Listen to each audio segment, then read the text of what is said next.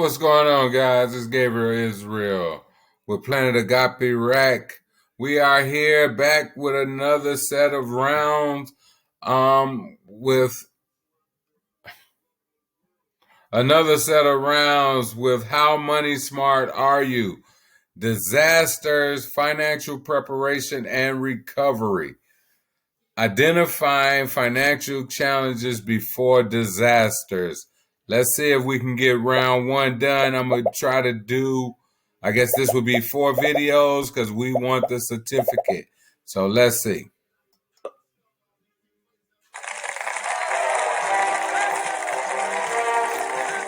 Welcome to round one. Disasters can strain us mentally, physically, emotionally, and financially. The more we prepare for a disaster, the easier it will be to handle the situation and reduce strain. In this round, we'll talk about how disasters can create financial challenges. We'll start by asking our audience about disaster-related financial challenges they've seen or experienced. Then you'll answer 4 questions with a chance to earn 4,000 coins. To win this round, you'll need to earn at least 3,000 coins. Kiara is in the audience and ready to speak with our audience members. Kiara, who are we meeting first? This is Jason. Please, tell us your story. My family was here during the recent disaster.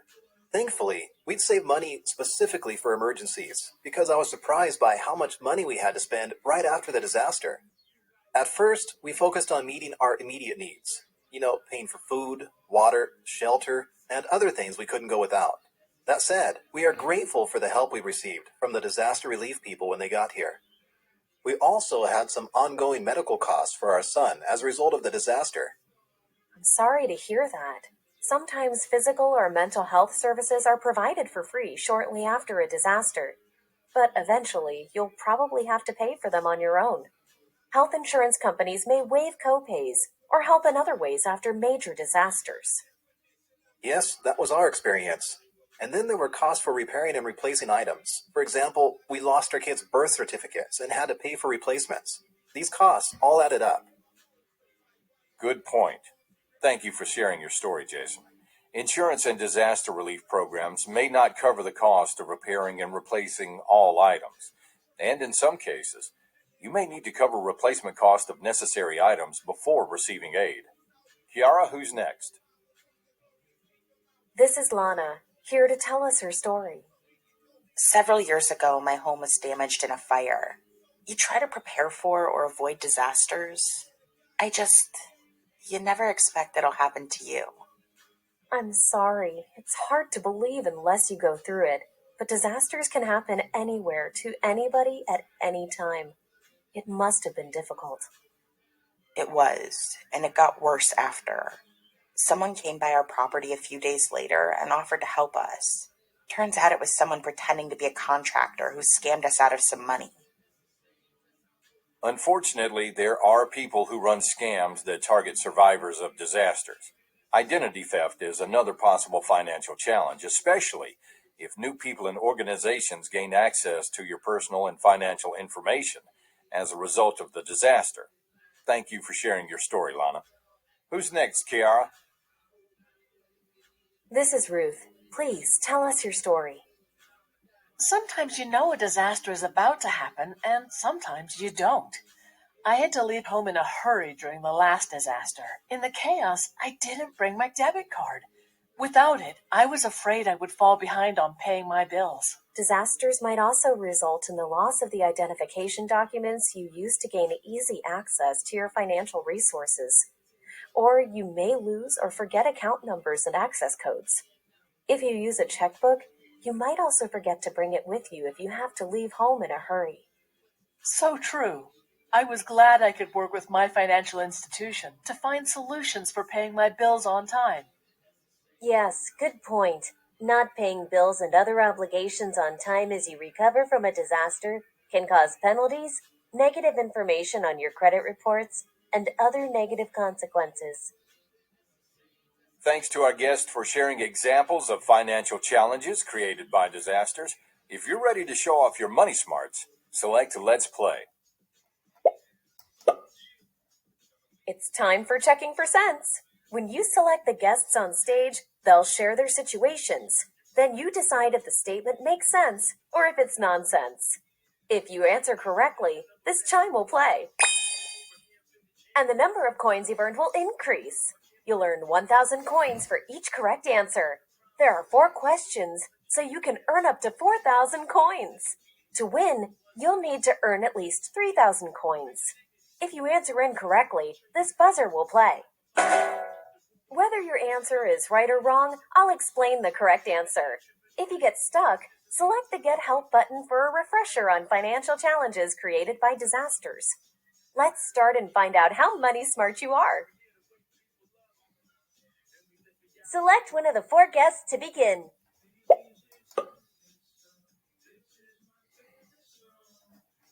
I'm not responsible for paying my mortgage if my home is damaged in a disaster. Does this logic make sense, or is it nonsense? That's correct. That's nonsense. Financial institutions and other creditors may be flexible with due dates if you let them know you can't pay your debts on time. However, you're still responsible for paying your bills, mortgage or rent payments, and other expenses as you recover from a disaster. Falling behind can cause penalties, negative information on your credit reports, and other negative consequences. Remember, reach out to your creditors as soon as you know you may be late paying your debts and ask for help.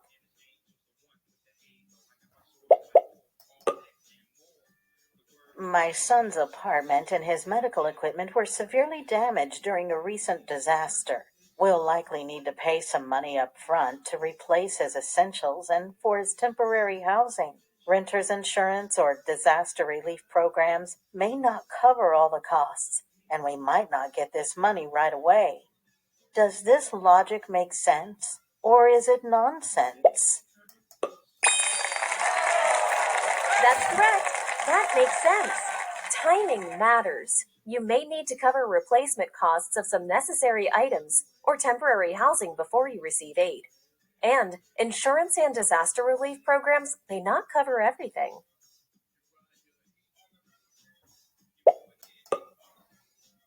Disaster relief programs will arrive to help me with everything I need right after a disaster, so I'm not too worried about what comes after the disaster. Does this logic make sense, or is it nonsense? That's correct. That's nonsense. A disaster could affect the availability of food, water, shelter, and other items to meet your basic needs. For example, if your home is seriously damaged, you won't be able to eat at home. Disaster relief programs may not have everything you need or have it available right away, so you may need to pay the costs of meeting your immediate needs.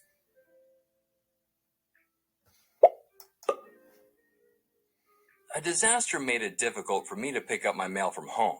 Some bills and other important correspondence were delivered there before I could tell the Postal Service to forward my mail. It's possible that my identity was stolen by someone who accessed my mail.